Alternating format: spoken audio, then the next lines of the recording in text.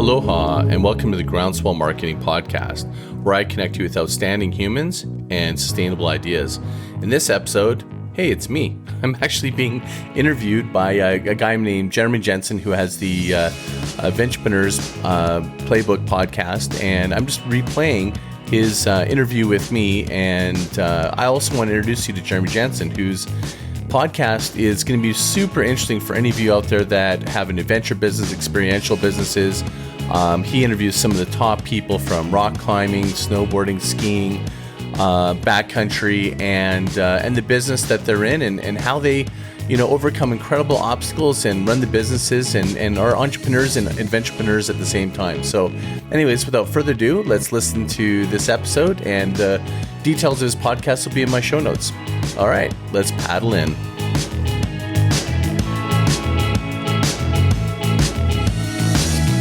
Hey, what's good, guys? This is Jensen, and this is episode number 8 of the Adventurepreneur Playbook podcast.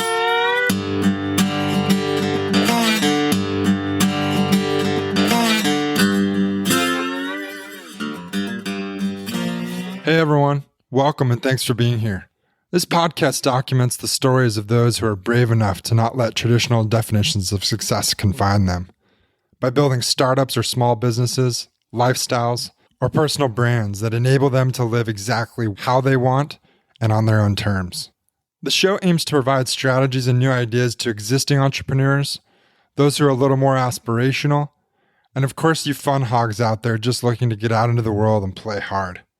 Today on the show, we'll be talking a lot about mindset, techniques for optimizing your life, and marketing. My guest, Scott Martin, has been a professional strategic marketer for as long as he can remember. He's worked for big agencies, startups, and founded multiple growth marketing and content-related businesses. He has a passion for the outdoor and adventure space, especially if it involves being in the backcountry with his snowboard or near a big swell with a surfboard. And he's largely built his businesses with those types of clients in mind. He's the founder of Groundswell Marketing and the co-founder of Laundromat Studios, a content creation company, and also Swellness, which is a surf-inspired fitness and wellness company. Scott has spent the last year on a pilgrimage of sorts. Through a couple of eye-opening and life-changing experiences, he decided to double down and invest in himself. He's been to countless conferences, seminars, and summits, met and learned from some huge household names, and read and traveled constantly, all in the name of optimizing his mindset, perspective, and skill set. I've known Scott for a while, so it's really cool to be able to see that year of self-growth start to pay off. The biggest payoff, I think, is manifested through his mindset and philosophy. And if you listen, you can hear it. Once you open that side of things up, amazing things start to happen. In this episode in particular, Scott and I talk a lot about Tony Robbins. Because at the time of the recording, we had literally just finished a 4-day event with Tony. Scott had been talking to me about this event for months, and I finally decided, what the hell, give it a try. Let's just say I was pleasantly surprised. Regardless of whether you have either a good or bad connotation of Tony, all I ask is that you keep an open mind to what we talk about, and more broadly to Tony's approach if you decide to research him. No matter how wacky or out there it may seem, my bet is that you might just get something profound from it. One last thing before we get started. I want to give a shout out to one of my listeners, Zach LaPerriere, who's an adventurepreneur that makes these beautiful wooden bowls from salvaged old growth trees in the Tongass rainforest in Sitka, Alaska. Zach has this really cool lifestyle and an amazing adventure story around his business. And when he reached out to me, I just loved his story. We got to talking, and he mentioned he thinks a lot about marketing and how to improve his efforts. Well, Zach, hopefully you get something out of this episode on marketing.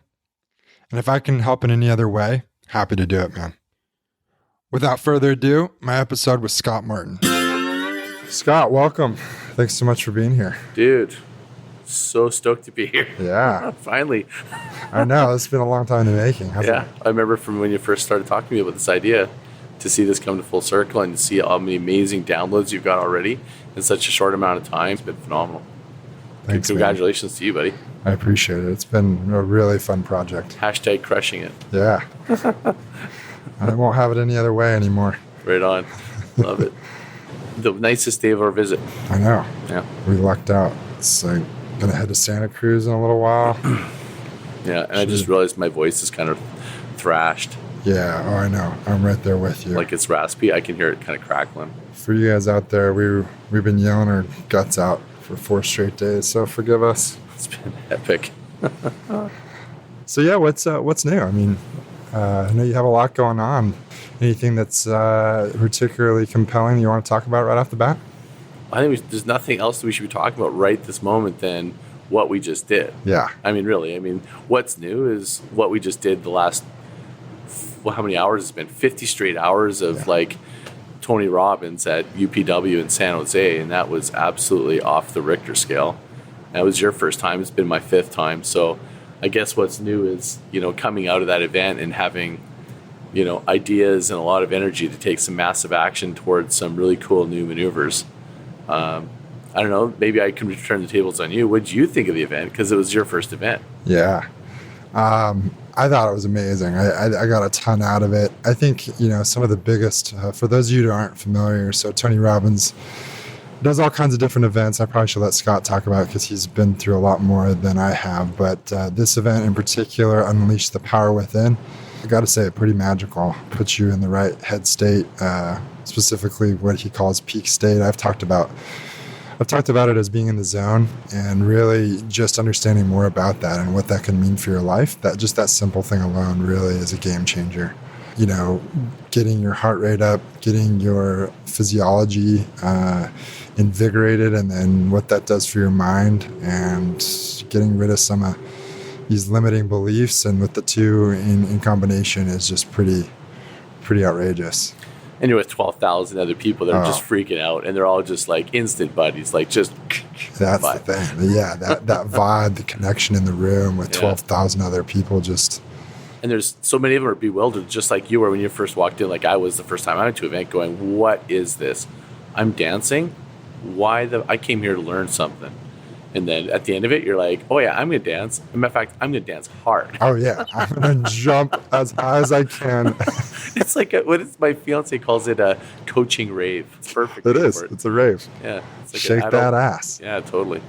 Oh yeah. No, it's like a very compelling event, especially if you want to launch an idea or you're stuck, or if you're looking to you're really trying to dig deep and try to figure out, like, I want to go to the next level, or you got a big performance, or you've got a big, you're going on a journey or something, and you just need to get something to get your head straight with certainty. Man, there's nothing better than what we just went to.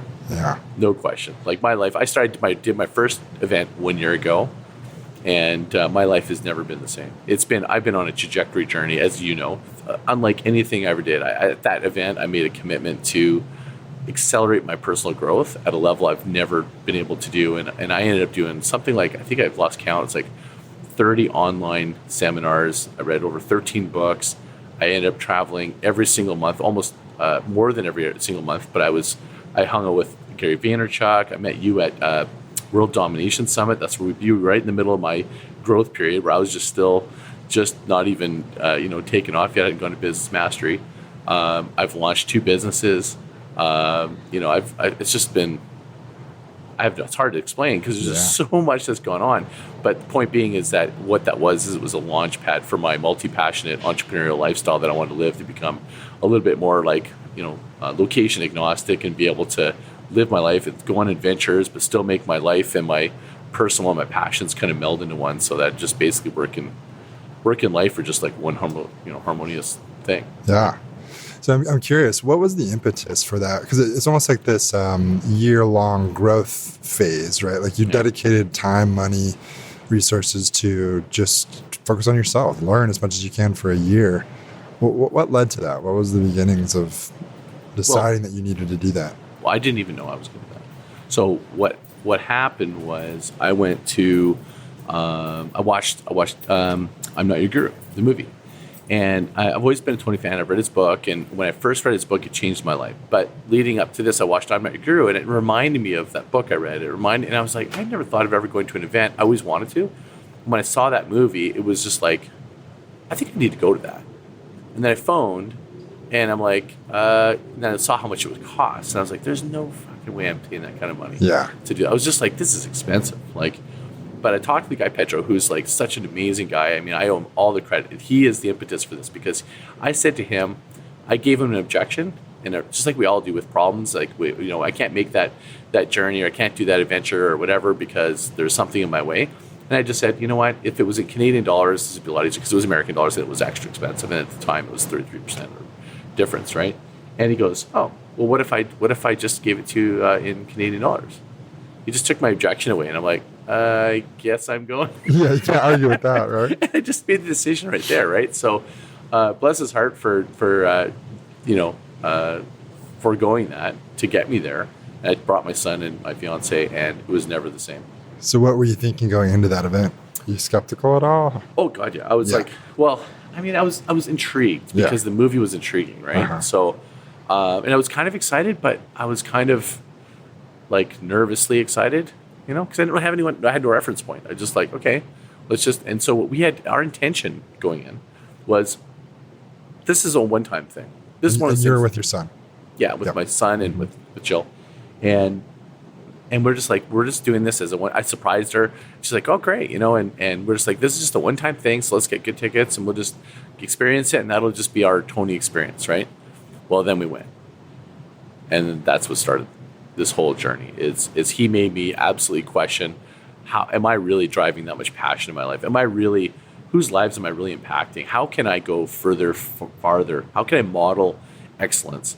How can I become the best I can be? And that question sunk right into my heart, where I'm going, damn, I am not even stepping up to the level I could be. I know I can do better. And I asked Matt, I'd set a new standard for myself. That's why that journey, it was about me setting a new standard. And so what did that launch? I mean, so you take that, you have that takeaway, and then what happens after your first Tony event? So I knew that in August I was going to Business Mastery, so I had some time between then. So I knew I wanted to lead up to it and get the most out of that, because now I knew I was going to a different event that was focused on business. So I started reading vigorously. I booked I think like a couple conferences. Like I went to Growth Hackers Conference because I'm in marketing. I went to several social media conferences, another growth marketing conference, another marketing conference. I met you at World Domination Summit. I mean, I spent so much freaking money last year going to events. On top of that, I started taking courses, up-leveling my skill set. Like I just began this like pace, and I started getting up at like 7 a.m, which it's funny. I laugh at that now because 7 a.m, sleeping in, like I get up at 4 a.m. now. Yeah. It's ridiculous. And I don't mind. Yeah. Well, sometimes I do. It's like 5 a.m. is actually kind of more comfortable, but when I got a lot of stuff going on, I'll get up at 4. Yeah. Yeah. And then you went to Gary Vaynerchuk, right? Yeah, that was one of my big things. I went to saw Gary Vaynerchuk for 3 days. Man, I wanted to suck the life out of that experience. So he said to me, I'm the only person that went to like this 4Ds thing that you can go to, which is a whole day immersion thing. With Gary. With Gary, yeah. Mm-hmm. And I said, well, hey, I'm in New York at this Tony Robbins. I went to another Tony Robbins event because I just had to get one more in. Right? So I was in New York, so I doubled up and going to New York to Tony Robbins, and then I went to see Gary Vaynerchuk in New York. And I said to him, well, I'm here for a couple of days. Is there any way that I just want to meet the rest of your people? Because clearly you've built an organization. So I went and met the head of venture capital, marketing, PR, HR, whoever would meet with me. I sat in that coffee room and they just kept bringing people in. I just did basically, what do you do? How do you do it? Here's what I'm doing. How do you think you can help me? What do you think? Like, I just asked questions and I started building relationships with their whole organization to get even a better view of how Gary runs his very unique agency, because I'm in the agency world, right? That's great. So the Gary V event was... It was freaking pretty substantially interesting, because for me, the biggest takeaway from that experience was you start now. Start now. You don't need anything, and document everything. That's going to come out of context because nobody's going to understand what that really means. But what that means is, like, and I applied it to this business, Swellness, is you don't need any. You can start right now to start any idea. You just got to be resourceful. And I'm a resourceful guy. But I always have this sort of, I think we all do, like especially when it comes to marketing or present ourselves on social media, we want to have the best self out there. We want to make sure that things are really, it's admirable, right? You want to make sure that your brand's aligned. And what happens is you get ready to get ready. You don't ever actually get started. And I'm a little bit guilty of that self because I'm the worst, because I do marketing for other people. So I overanalyze myself, right? So I'm like trying to like over-engineer my own brand at the expense of maybe getting started. So you mentioned Swellness. I know that's your most recent endeavor. Can you talk a little bit about that, and then we'll go back? I'm kind of interested where it all started here, because you've been an entrepreneur for years. Yeah, sure. In fact, it'll kind of follow this progression. So I went to Business Mastery, which is another Tony Robbins event. And out of that event, I had another really interesting insight and breakthrough, which is really, am I an operator? Am I an entrepreneur? Or am I an artist? There's three people that are kind of, and some people are all three in their business, right? So it's like three different archetypes for businesses. For business to be successful, Gotcha. Exactly. And the other component was I realized that I'm an owner-operator, meaning like I'm a consultant. If I'm not, consulting, I'm not getting paid. And I realized that, I need to come up with a business that it follows my passion, brings together my passion, the direction I want to go into, which is more surfing and travel. As you know, I've got the largest network for surf art and surf and yoga camps. I'm like, I need to start making this and monetizing this. And I want to have something that has a recurring revenue stream. So I actually, it's sort of happy accident. After Business Mastery, like literally after Business Mastery by a couple of weeks, I saw a Facebook posting for Mallory Chapman, who said she's selling her business. And Mallory Chapman is a very successful entrepreneur in Canada. She's a well-respected woman who's built a fitness company that was called Studio Revolution that did basically yoga and workouts on these surfboards. So she did this full immersion, big screen, pretending you're surfing, and massive following, rabid fans. Like just people follow her, they love her. She's amazing, and I've always been a big fan. In fact, when she opened her studio, me and my partner in Laundromat Studios, own a film production company, we actually offered and we made a video for her business to help her. And we never got paid for it. We didn't want to. We just said we just want to help you because I believe in that vision. That's how I am. It's like aligned with what I'm doing.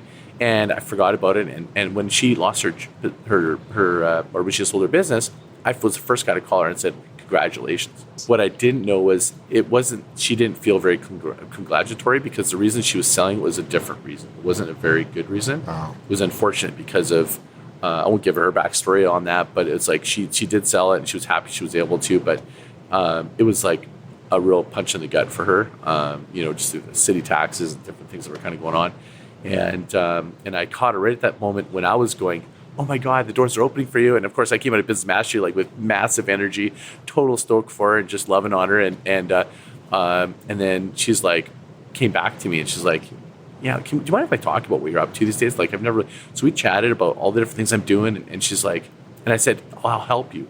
I gave her this business idea. You should do an online fitness thing. Do what you're doing. You can totally scale this thing. And I said, if you do it, I'll just help you. Just, tell me what you need from me. That's great. And then she went away to Nicaragua. She gets back from Nicaragua. She goes, I need to meet. I'm like, okay. And she goes, we need to partner. And I'm like, okay, I'm into that. Tell me more. And so we ended up creating a partnership, and we started this business brand called Swellness. It's an ocean-inspired fitness program that's done all online. That's our first product offering, but it's meant to be a wellness business for women. Again, ocean-inspired, and we really want to connect with probably women who are about adventure, mindfulness, great health, but they really want to build a community in a non-judgmental environment. And I really can connect with that because I have a daughter myself who's 18, and I've always felt that that's a really interesting business model. It's an underserviced market, and I see it as being just great potential. So what did that do for Swellness then to sort of identify these archetypes of who's in what role? So you're this sort of, what did you call it? Your content producer, or there's entrepreneur, content artist? Yeah, it's artist, owner or operator, and entrepreneur. Okay. So the entrepreneur operator would handle day-to-day sort of like, the Cummins operational side of it. The artist is the one that's producing, creating, if you will, and the entrepreneur is doing the business side, getting new business and stuff. Okay. So we both share in the operation side. She's part artist, she's artist and operator, and I'm operator, part entrepreneur. But she's an entrepreneur too, so yeah, it's sort of. And we started that thing with nothing. That's the funny thing is I'm applying the exact things that I'm advocating to help businesses with, which is we did not. I took this is where the Gary Vaynerchuk thing comes in. Is we did not wait to. I have a production company. We didn't include my Laundromat Studios in this. She went and filmed our first 2 months of content with her frickin' iPhone by herself on a tripod because we're like, and our thought process was let's just begin, And it was her pushing me. I give her the credit because I normally like to plan even more, but she just said, let's go. We got to go. And she put me out of my comfort zone. And I was like, you know what? This is another lesson, something to learn here. And so, but her pushback was like, well, we need to produce this more. I'm like, no, we don't. We could just do this with an iPhone. Trust me. And so she went down and filmed the whole thing. Can you imagine shooting and making sure you're in frame and working out and staging yourself and finding settings with your iPhone, and you've never done this before? She's my hero. Like, she's pulled it off amazing, right? And we did this we paid for a lawyer and our incorporation and a couple $100, and we were started, and we filmed it with an iPhone. That's how we started this thing. There you go, people. That's all you need to start a company. Pretty much. Yep. You get to sign up all the time. Like, it's just great. It's like every day I look at my phone and see like new people joining the community. It's great. Like, it's the thing, and we're still producing it. And the good thing is that it's a year program that people sign up for on a monthly subscription basis. But we even scale it as so much as we've done some production work, and now we're just always making sure we're ahead of where the class is to the production. She's in Nicaragua again right now shooting. She shot the first bit in Mexico, and then now she's been 3 weeks down in Nicaragua shooting. So talk to me about sort of the path to where you are. I mean, so where did it all start? I mean, were you always in marketing and then you decided to go out on your own, or how did... There was a new store chain called Joy Tomatoes that was opening in Calgary, and I started as a bar manager actually right away. I just got in. I was a bartender, then I got right to bar manager, and I connected with the business owner, and I asked him some advice, because Tony's book was like modeling and asking for, and I said, do you have some recommended reads for me and stuff? And he started giving me a Pursuit of Excellence, like customer service ones, because it's related to their business. And then they had a couple things that came up that required some marketing, and I came up with some marketing names for, I think it was called Joey Tomatoes. And I said, well, why don't we have this thing called Tommy Tomato Heads? And he's like, oh, you got a knack for this thing, for this marketing. And then so he threw another marketing book at me, and and at the exact same time, this thing called the internet was onboarding. And there's this guy that's doing this session about this internet cafe investment. His name was Cameron Shell. And I went and saw this, and I'm like, I just put the two together like a lightning bolt at that session where he's going, the future is this thing on this online thing. You'll be able to go in cafes and have all this information from around the world. And I'm like, I bet that businesses are going to need marketing, applying that stuff there. So I just was like, I just connected. And I phoned that guy for 3 months every week. I swear to God, his name's Cameron Shell. He'll tell you this. Like I bugged him. I even got my dad to bug because he knew this was his broker. And he says, I'll hire you. Because I said I would do it for, because I'm a bartender and stuff. He goes, I'll hire you if you stop calling me, and I'll give you you got like a month or something. Or he gave me like a little term, right? And Stop calling. Yeah. I was convinced, because there's nobody that was like pushing this hard for this whole internet thing that I'd ever seen in my thing. So this all was happening super fast. And so I started basically selling websites. So I wasn't into marketing. I was selling, but I knew I wanted to get into marketing. And I was trying to help him with marketing, with my ideas. And I just didn't have the credibility. But what happened was I noticed that people that were way more credible were coming up with stuff. And I'm like, oh, I thought of something that was even better. And, or I learned that what they did, I was like, oh, okay. So I kind of, even though I wasn't marketing, I was test marketing with my ideas, even just I was trial balloons, sending them up and sharing them, just giving it away. And I was learning what worked and what didn't work. So when did all the heli skiing stuff come in, and Laundromat and Sure. Groundswell? So that would be the next chapter. Is like I started this company born out of my. So in between there, I worked for another couple agencies, and one specifically that gave me a really bad taste in my mouth. That was basically practicing overbilling. Like, they were just like, if the client can afford it, we're billing for it and stuff. And I kept losing accounts and things, and big accounts of really quality, because of their greed. And I was just so turned out. So I started a company. There's a guy at the business with me, Mike Allen, and he and I both were just like so disenchanted, because we were pulling our weight into the business and stuff. And I left, and I said, listen, if you ever leave here, call me. And I left, and he left about a month later, calls me and says, I left.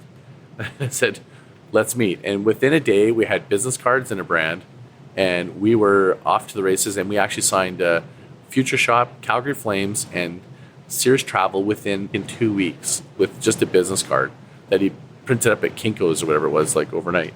So for us, that was a launching pad, if you will. with just basically like hardly any money. We just got off the races, and we recouped and we started this business. But the business was born out of my disdain, and it was born out of wanting to do something that was principally had a higher cause within marketing. Anyways, we sold that business. I had that for 10 years.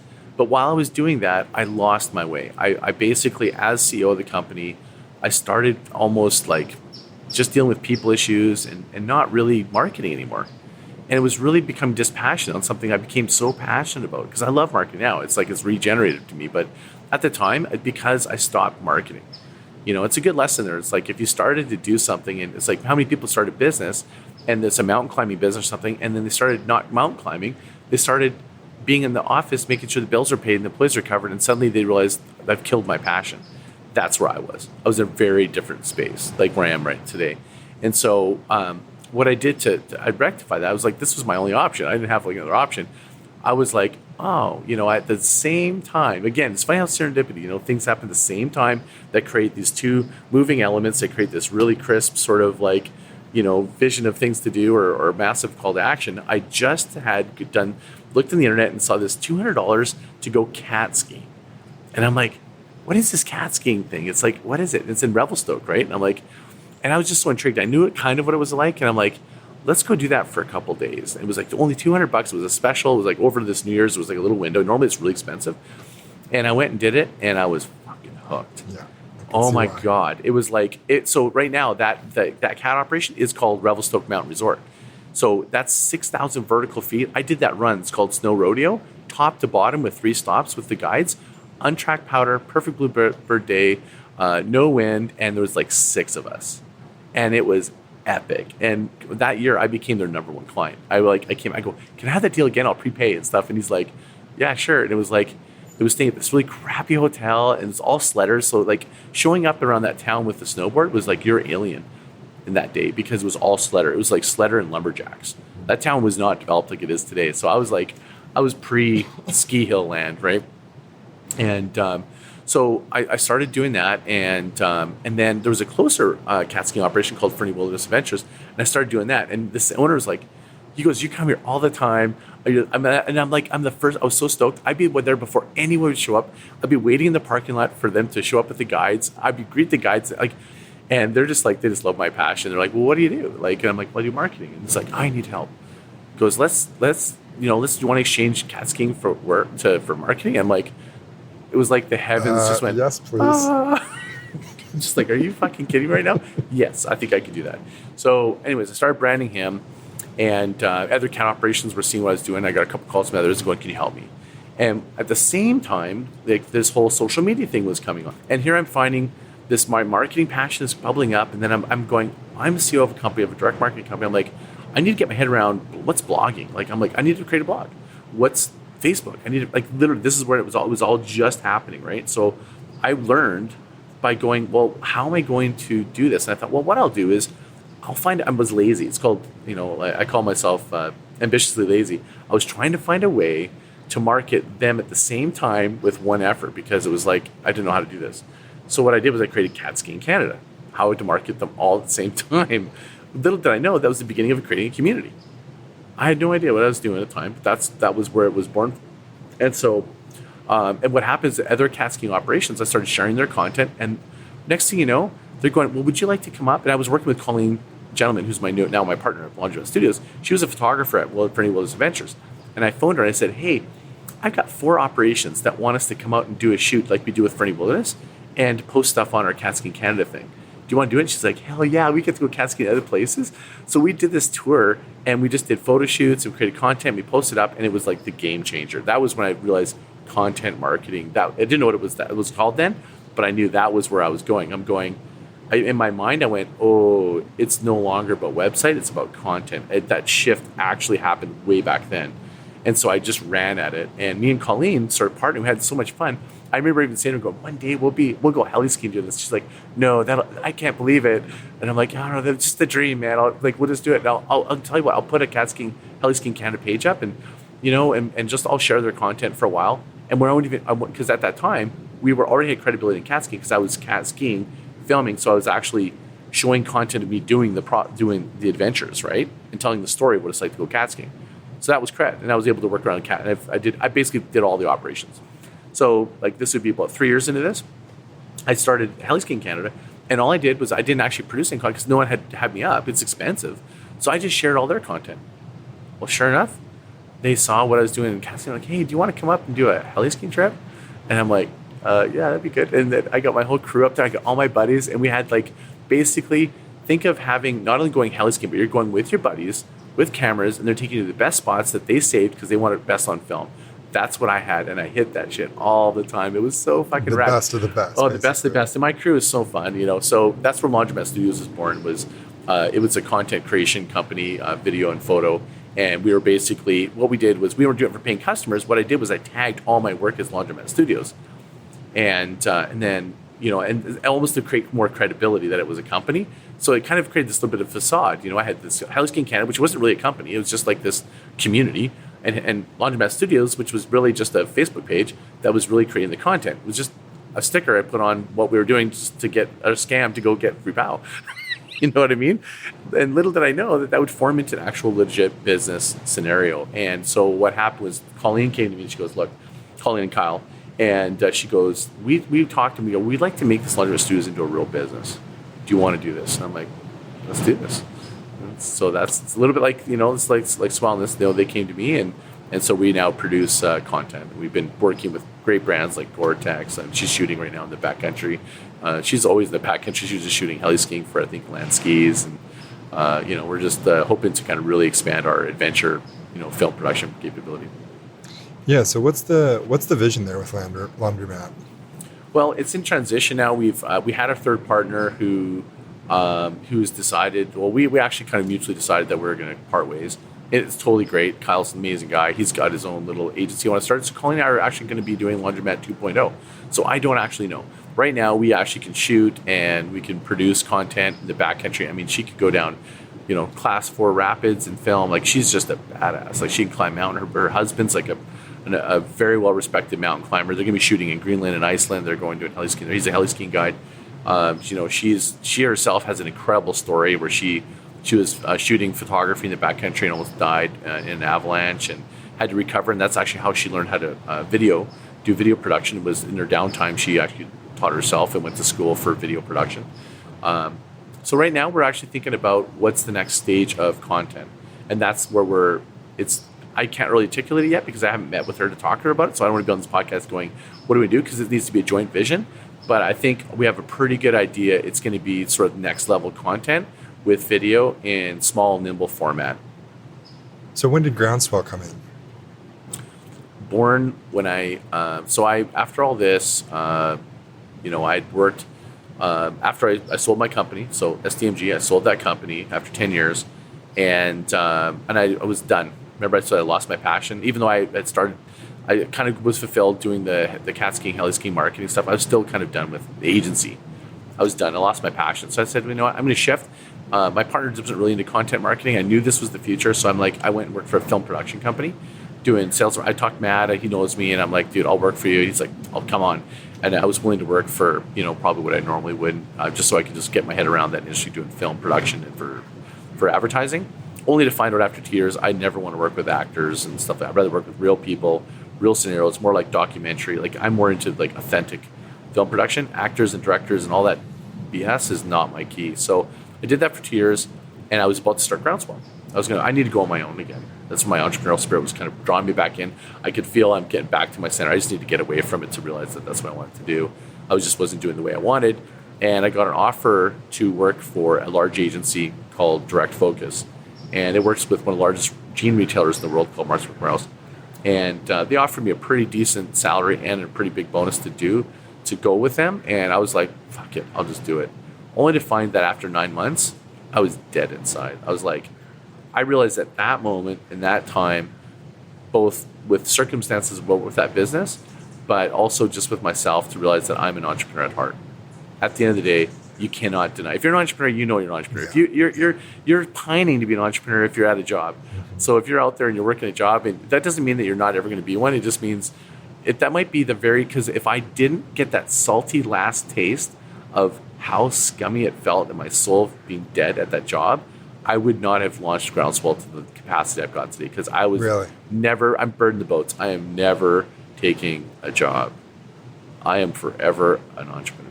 That's interesting. So what do you think that did for your mindset? I mean, just it basically made it not an option, right? Like you're like, well, I'm so sure, I'm so confident that that is not the path for me, that I have to make this other option work, right? This is a terrible thing to say. Think of what I just said in the last previous examples. Disdain has born. Yeah. Disdain has given birth to my passion. I don't know why that is. That sounds terrible. It's probably not even someone's probably gonna go, oh my God, that's horrible. But that's the truth though. It's like I know what I don't want so badly that I'm like so committed to making sure I never go back. So it's born out of that, I think. Really interesting way to look at it. So it's not out of like me going, yeah, I know. It's a realization. I really need to like come back to center. It's more like, fuck, I hate that so much. I love that. You know what I mean? So now is Groundswell then sort of clearly you have multiple businesses going. Yep. Is that sort of the hub, would you call it? Or it is sort of what everything kind of stems from? Everything stems from Groundswell. Mm-hmm. Yeah. So Groundswell is me, myself, and I. I do have now an employee called Olivia Cortez, who actually was my number 2 at Direct Focus. Amazing, smart lady. Basically, it's all about strategic growth marketing, or sustainable growth marketing, as I like to call it. And my focus there with Groundswell is my objective over long term is to work 100% on businesses that I have a stake in. But right now, I have a blend, of course, because you got to take your time, and I want to make sure I have cash flow. So I'm working with really exceptional clients, and I'm really being picky about the clients that I pick, in the sense that I'm really trying to make sure I go with clients that really fit in line with where my values are and where I'm headed and the lifestyle that I want to produce, because I'm basically looking at Groundswell as a lifestyle. I'm not looking at retirement. I'm looking at this is what I do. Mm-hmm. I don't have retirement. Yeah. Retirement's not that. For me, I'm already living my dream in my retirement. We are here in California, and I'm technically working. It's a Monday. We're going to Santa Cruz. It's going to be a Monday, and I get to fly to San Diego and work with Master Co. And he's my client. I'm living my dream, right? Like that's what Groundswell is. Right. Yeah. Well said. Can you explain to people what growth hacking, growth marketing is? A lot of people have an interesting negative connotation when they say the word hack is attached to something, right? Mm-hmm. It implies that you're doing something wrong. The term growth hacking was started by Morgan Brown, and I'm sorry, I forget the other author's name. They're just incredible individuals. Sean Ellis. Okay. Yeah. I met him at the Growth Hacking Summit. Brilliant man. And basically, the definition of growth hacking is it's basically the evolution of think of a deductive reasoning of doing multiple experiments with the idea of creating information to help you exponentially grow your business in a meaningful way. And that goes all the way down to your value proposition. So the example would be Dropbox. So Dropbox, if anyone was on Dropbox before, it used to be a file storage, actually was what it's called. Store your files was what Dropbox was. And when Sean Ellis is the one that took it on, what he did was he goes, well, he did a survey. And this is a really good thing for any entrepreneurs doing a business. He goes, do a survey to your customers, but don't do a survey the way that you think you do the survey. What he did, which was brilliant, was, and I've done so many surveys, so after he explained this, I was like, holy shit. I wish I knew that one piece of information. It's funny how just one or two things can change everything. And what he did was he did a survey, and he asked people who was happy with it, who were unhappy with it, and then the people, a very important question, who could live without it.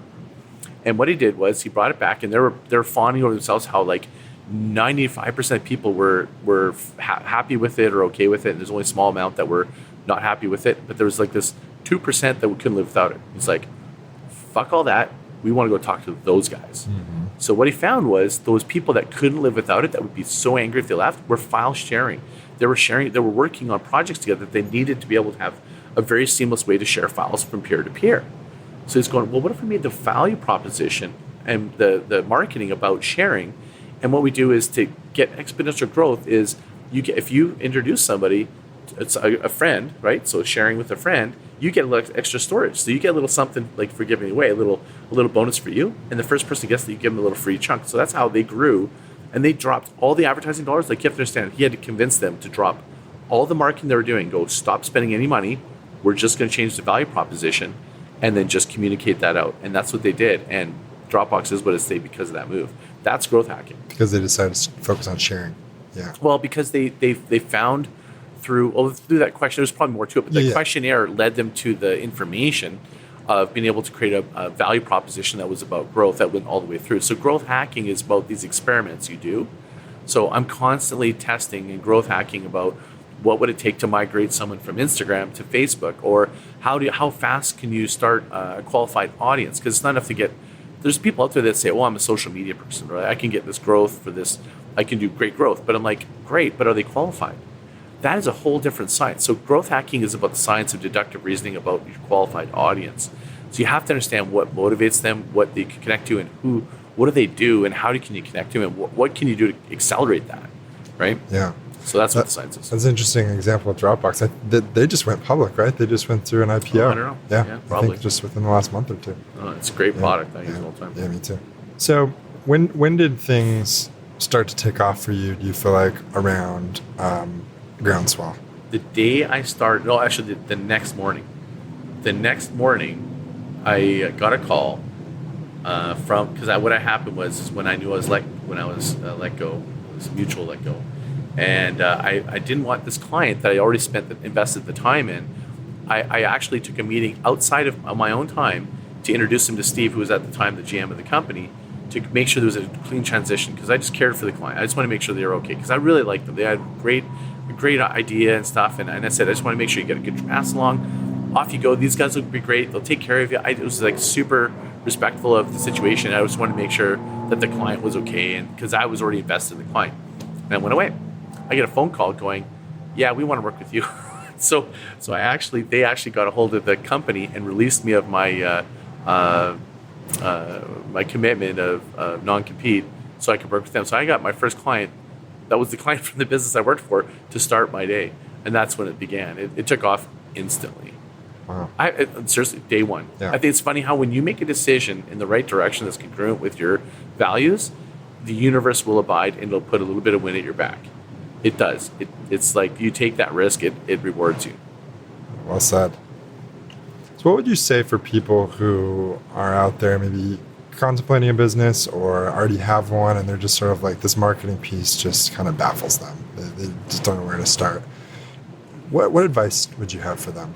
Can we put them in two buckets? Sure. So the first bucket is somebody who's thinking about it. Mm-hmm. The second bucket is somebody who's in it, who's already got something. So the person that's thinking about it, I got a couple of things to say to them is stop fucking thinking about it. Mm-hmm.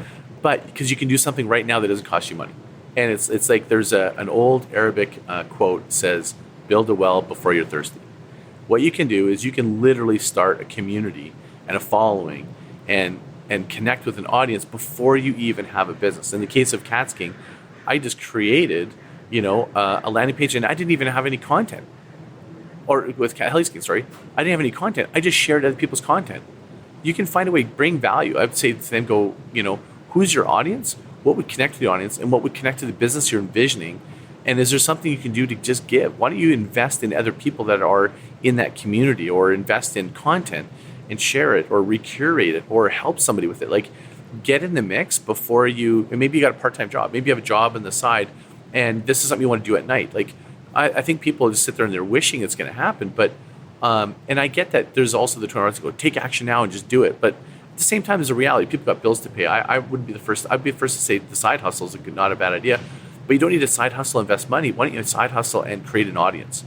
That it will be a very good indicator of whether you should proceed with your business or not. Because some people will fool themselves. Like, for example, I have, I'm trying to think of like the Swellness. Like, we have 8,000 followers in our Facebook group, and they're all qualified. They're all women and stuff. But our conversion rates are really low. Like, it takes a lot of, it's amazing. Like, I thought it would be more. But the reality is that it's not because the offer is not great. We're getting our right conversion rates everywhere else. It's just that when you build an audience, it gives you a lot more information as much as it'll give you commerce. Don't think of it just about commerce. Think of it about connecting with people. It leads you down rabbit holes, or it gets you connected to suppliers, or you learn about the acumen or the language or the places that people interact with. Because if you aren't actively participating, your knowledge is sort of theoretical. it becomes very real when you go, how do I, like, oh, you notice that someone else has got a following, right? Or a competitor that you want to work against, or they're doing something similar. There's all these indicators, like success leaves clues, and also, they have an audience that they've already developed. So they basically can fast track your ability to connect to an audience. So there's all these factors that you can take advantage of. I feel like if you're behind the eight ball and you're sitting there and you're thinking, well, I don't want to do it, there's 4 other people I've got a business, I'd say to you, you have the advantage. You already know, they've already shown you, you already can see their audience. You already can see what they're doing to connect to that audience. You can see their value propositions. All you need to do is connect to them in a different way with your own slant, with your own value proposition. And there's always room for more. It's like, how many billion people on this planet? Niche is the new big. It's the new big, right? Like, to me, it's like, find your niche. But even if someone's in your niche, that doesn't mean shy away. It might mean, what are they not doing? You know what I mean? Right. So that person who's not started yet, I feel like there is so much work to be done, and that can be done if you're just one of those people that's if you're active and you're a participant, then maybe you want to start putting together a plan and getting active and getting part of the community. But if you're not, and you're sitting on your couch and watching a movie, then just start up a freaking Instagram account and call it, if you're into sewing and knitting sweaters, then start knitting sweaters of USA and just start a following, and you just learn something. Like, to me, that is moving in the direction of your goal. That's what I'm talking about, like somebody who's not in.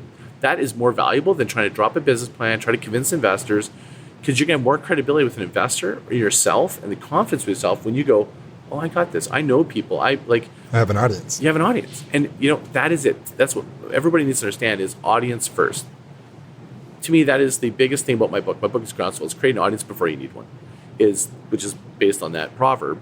I believe that that's what most people do not understand today in marketing. They're so wrapped up in trying to create this business that they fall in love with, and then think that now we got to market to the group, and then realize, wouldn't it be much easier to have an audience and ask them what they want, sort of like Sean Ellis did, and just grease the wheels on that? And then you have an audience, you can always introduce other things, like, and then you create parallel audiences. So I have this heli skiing audience, and I'm like, so I did an experiment going, okay, so I've got heli skiing, but I'm actually, this is going to sound crazy, I'm actually not that into powder and heli skiing. I'm more into surfing. And so I did this because I wanted to be able to just drop POW on the weekends because it's nearby, and I was a single dad at the time.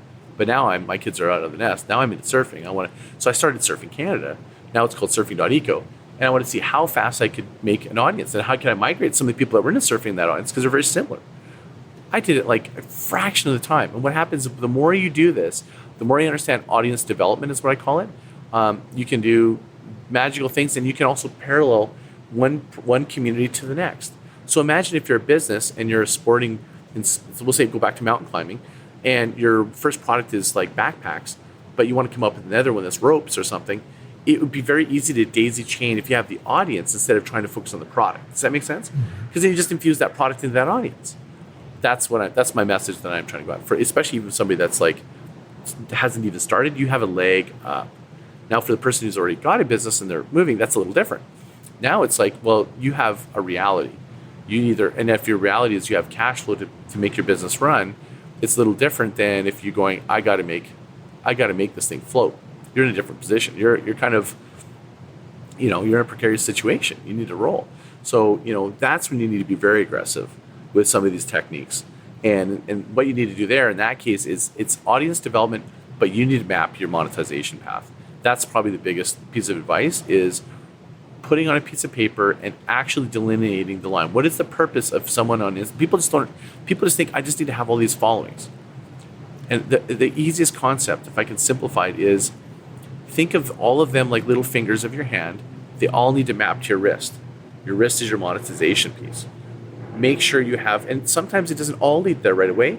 Maybe Instagram leads to your Facebook group, but at some point you need them all to go somewhere. And usually what it is that people go map them to their website. Well, website can be a little bit like buy or go away if it's not done correctly. Meaning, hey, I want to buy this, or I don't want to click. You don't want to click. How many times do you want to click on a website unless you really want more information? You got to create a compelling reason to go. So what I would suggest for these people that are in that situation is realizing that as much as you also want to monetize it, they get too quick about it, meaning they want to go right on Instagram and go right to a purchase or right to the purchase area. And I get you should do that intermittently. What I'd really recommend is How do you build a sustainable way to communicate and market to people? Because 90% of people aren't ready to buy. But you just got their attention, which is the new currency.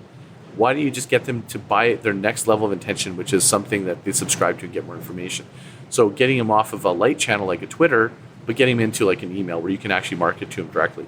Then you can start monetizing and creating maybe some content and really focusing on content that doesn't sell, but helps them buy. Does that make sense? Yeah, it does. Don't sell, help them buy. And go the next further. If you're an entrepreneur out there and you're like got a venture business and all these things, you have a leg up over every fucking buddy. Here's why.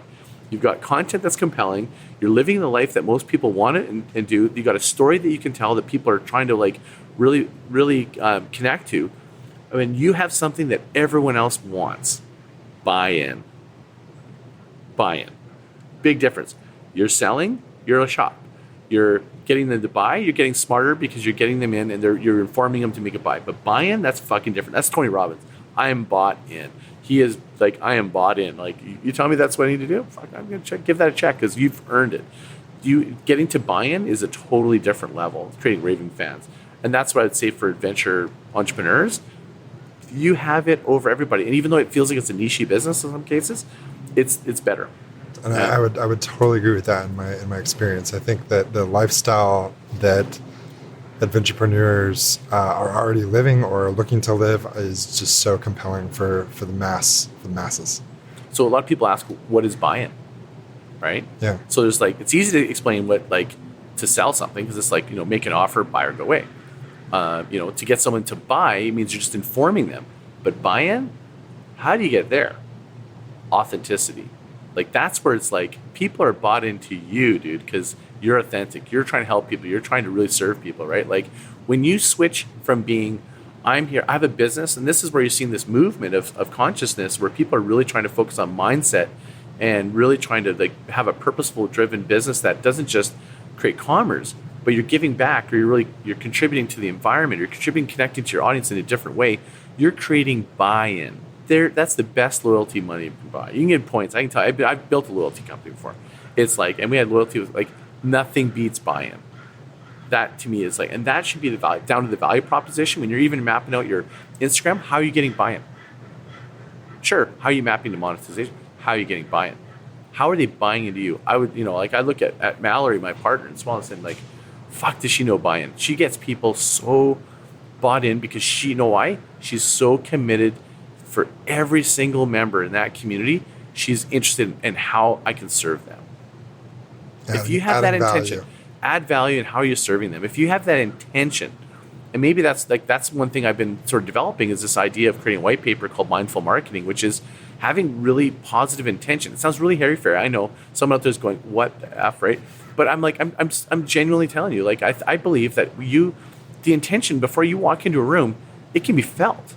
I believe that intention over the phone, like when people are in sales, they go, stand up and have like strong presence stuff. I believe it's because that intention can be felt across the phone.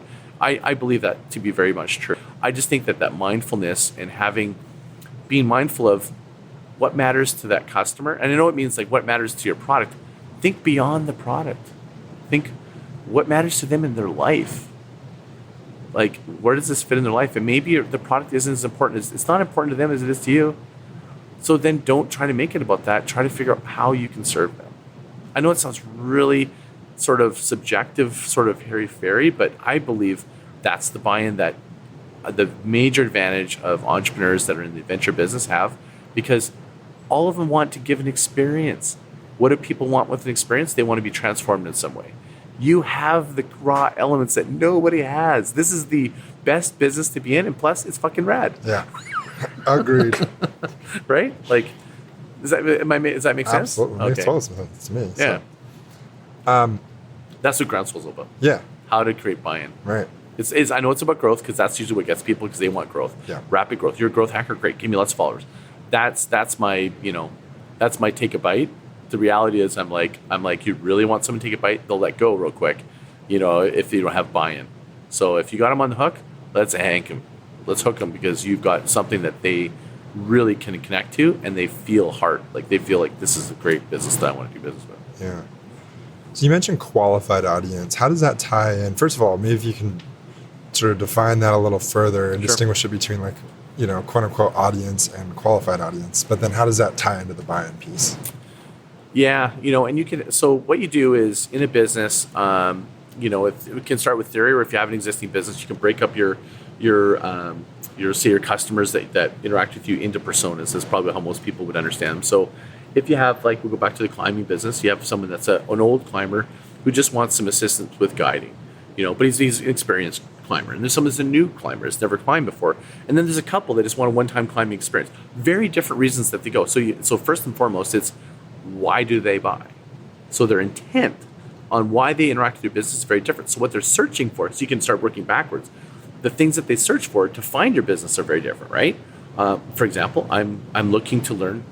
I want a great date idea or something, right? Or a great climbing date. So the other guy's going, want a certified climber with lots of experience, because he's already knows what that means when you ask for someone with that certification. And the next person has a different reason. So that gives you clues in terms of what they search for. Well, why is that important? Well, that's how people look for shit. And secondly, that can also give you clues on what content to create. That content, if you answer that stuff in the form of content that answer questions that get them through, if you think, it's called 5 by 5 by 5, which is you take the 5 personas. It doesn't have to be exact 5, but 5 personas, and then the 5 different stages, or it could be 3, which is consider awareness. Like, am I even aware of your business? Should I even consider this business? And then do I, want to buy from this business? Or there's many, if for B2B, it's even longer. So you figure out what the different stages of for people to purchase. And then what are the questions that they need to have answered through each stage? So you just have content that answers those questions. Because if they're subscribing, instead of you going, here's all the 10 questions of why you should do it, people don't digest stuff that way. But intermittently, what do they say, like 14 times you need to see a message before you purchase?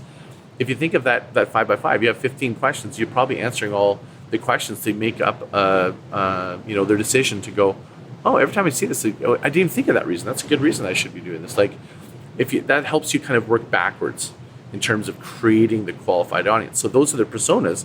So a qualified audience, defined for me anyways, is an audience that is really truly be the individuals that would buy and purchase from you, right? So either they can afford to, they can either access it by location, geographics, like, because if there's an unqualified audience, I could have 1,000 people, but they're from India, but I can't service them. How does that work? Yeah. Oh, great, I got a bunch of followers. That makes me feel good, but that doesn't qualify, right? So, and then there's another problem. If you have a community and you have a social network, and people are liking, following, and they're not like the customers that you're trying to draw, you start defecting or rejecting the very customers that you want. Very important at the core to start with a qualified audience and really connect to them. And here's the other danger, that people have this thing where they go, but what about, I don't want to alienate these people over here. My advice is, don't fucking worry about it. Totally connect with your core audience, because they're going to come anyways. The fringe people are going to come anyways. But if you, at the expense of your core audience, you're not going to attract anyone. You need to hit it home with your core audience. You need to define what they look like. Where do they read? What do they want? What's important? What drives them? Like, what do they care about? Like why do they love this? Like, find that person. Go back to the example.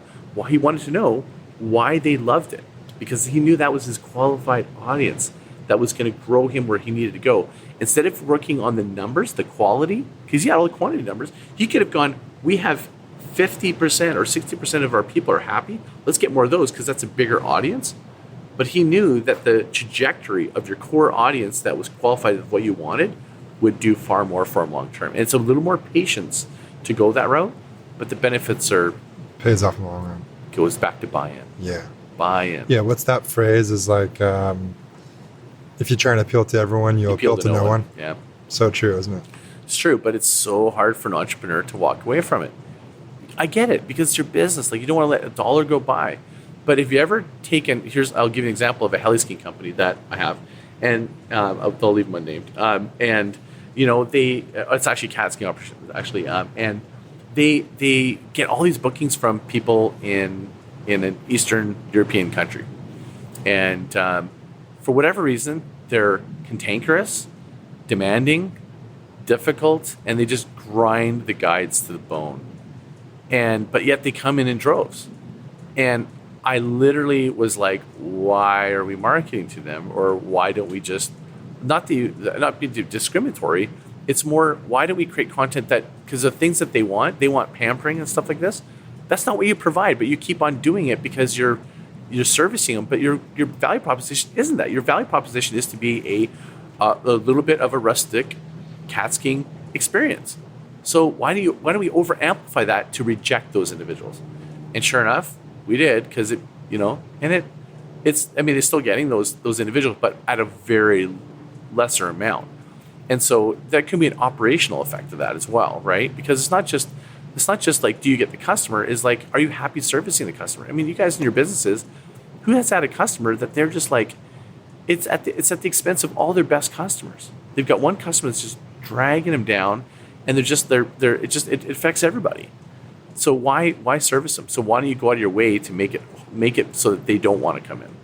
That's a different type of marketing, I think, but it's to be noted, especially with guiding and adventure companies. Like, you have to deal with these people. So what are you excited about? What's next? I'm really excited about my life just overall. I'm going to be getting married to my fiance, who's just amazing. Both my kids.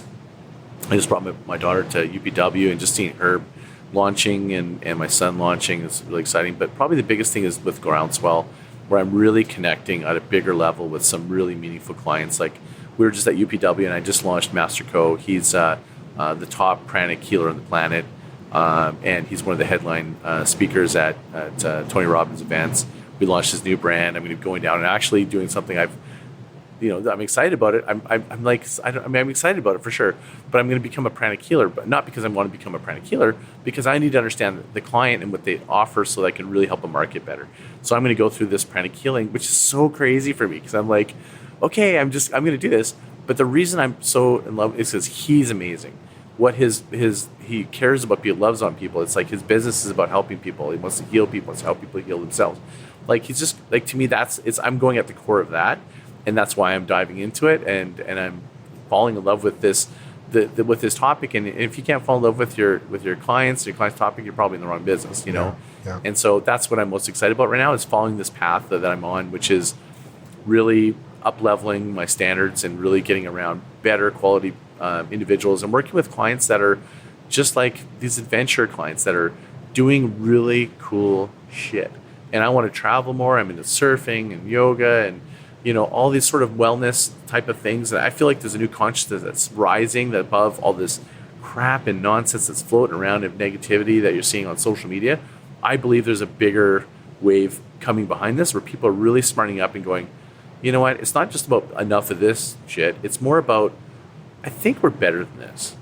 And people are starting to wake up, I think, to a different way of, I can just see it. Like, people are really thinking differently. It's not so weird anymore to hear about. Remember, chiropractic used to be like kind of like a witch doctor. Now it's like everywhere, right? And wellness and Reiki healers and stuff, that's like now become more common. Wellness is now not a dirty word. Alternative medicine, I mean, marijuana now is being legal. Like, I believe that it's all evolving, and I want to be part of that. That's what I'm excited about. Helping people that are helping people. Yeah. Well, and it seems like you're well positioned to help those people, right? I mean, I think your skill set is it's one of those things that it seems like it's just everyone needs that help, right? Totally. And there's a ton of marketers out there. I'm not disparaging other marketers, because I'm not trying to make myself better. I believe I am a very different marketer. There are guys like John Ellis and stuff that are a lot like me that I really align with. But probably the biggest thing is, if you're going out and you're looking for a marketer and you want to connect with them, make sure that it's like no different than if you want to get advice from a coach, a workout coach, and if he's fat and he's telling you how to be healthy, how the fuck can you possibly take advice from him? Because he's clearly not living it, not sustaining it. Like, do you want to model that?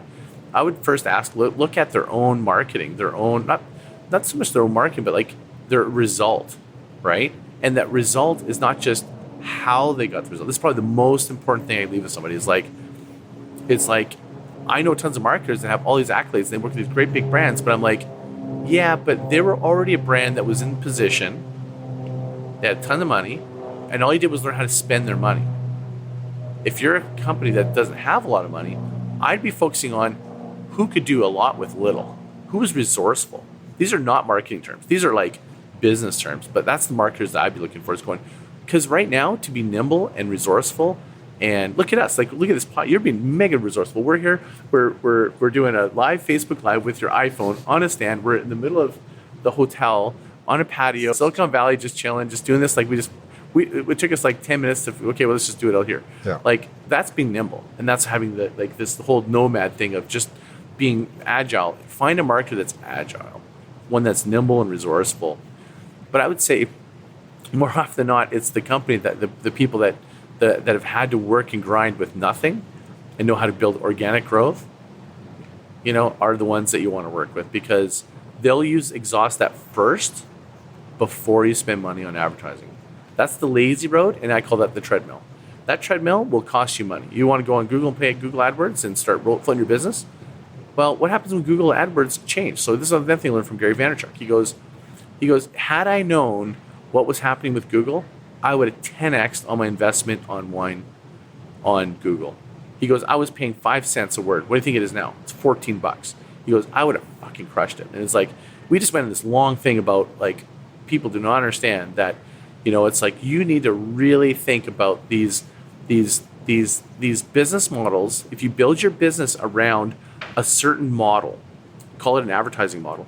If that's how you get your clients and it's based on Facebook ads at a certain rate, what the fuck happens if Facebook doubles their rate? You're out of business because you didn't actually create a pond of people that you could.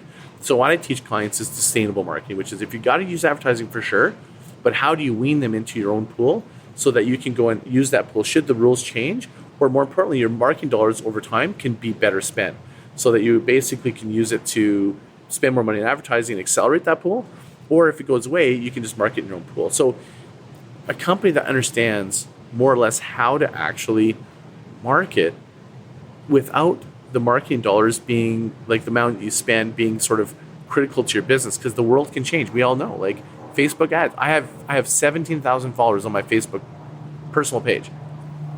I only reached like maybe 500. I have 17,000. I've worked for years to get that group.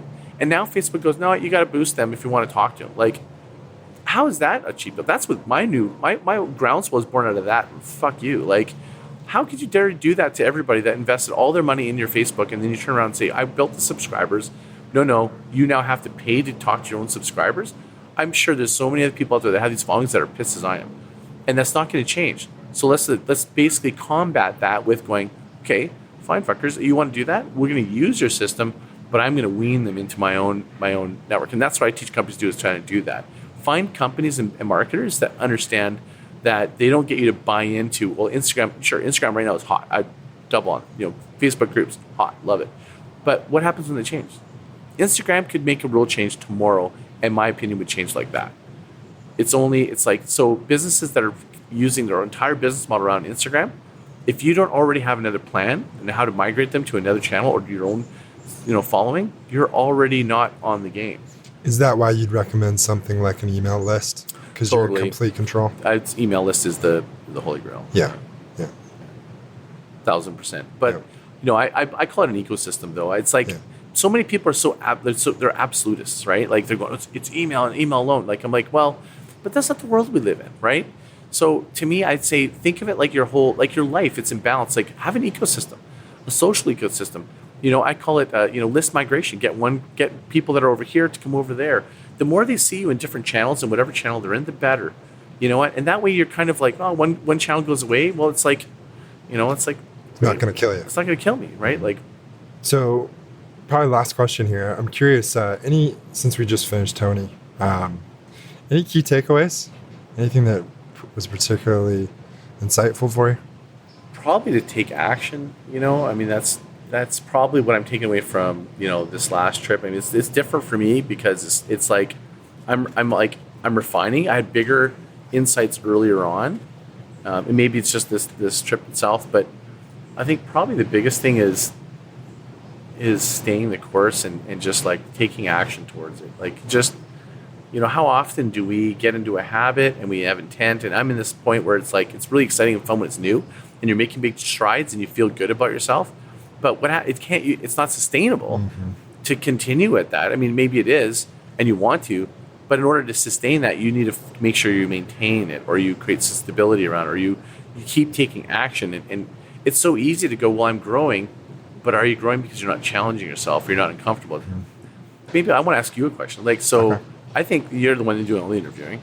So I'm going to interview you for a second. Oh, boy. So you're the Adventurepreneur badass. Why don't you tell everyone out there about your journey? Like so pre-Tony Robbins, I remember I was like pumping you up about it. You were like, yeah, okay, I'm not going to get myself over high expectations and all this kind of stuff, which is fair. Totally good, because I was hyping it up pretty big. But here you are, you're crushing it. You're connected with all these world-renowned people and adventurers. Like, so 2 questions. One, what can you say, reflecting on between now to this moment, what has created this? Like, what do you think you can share that would help someone learn? And 2, what's your big takeaway from the Tony Robbins thing, and where are you going now? No, that's fair. Touche. I think, not to copy you, but that action piece is so huge. And really for me, I think that's a place to start. You could say, yes, it's all about taking action. Like, I think I Instagrammed something yesterday about, knowledge isn't power, it's action that's power, right? Yeah. That really, really resonated with me. But I think the bigger piece that the big takeaway for me, besides, that's almost like the output, right? Like, we all know action is key, but how do you consistently make that happen? And that's where I think this peak state thinking, and what I've called it the zone, or whatever you want to call it, putting yourself in a place mentally, physically, and emotionally to take action consistently, and like mega action, right?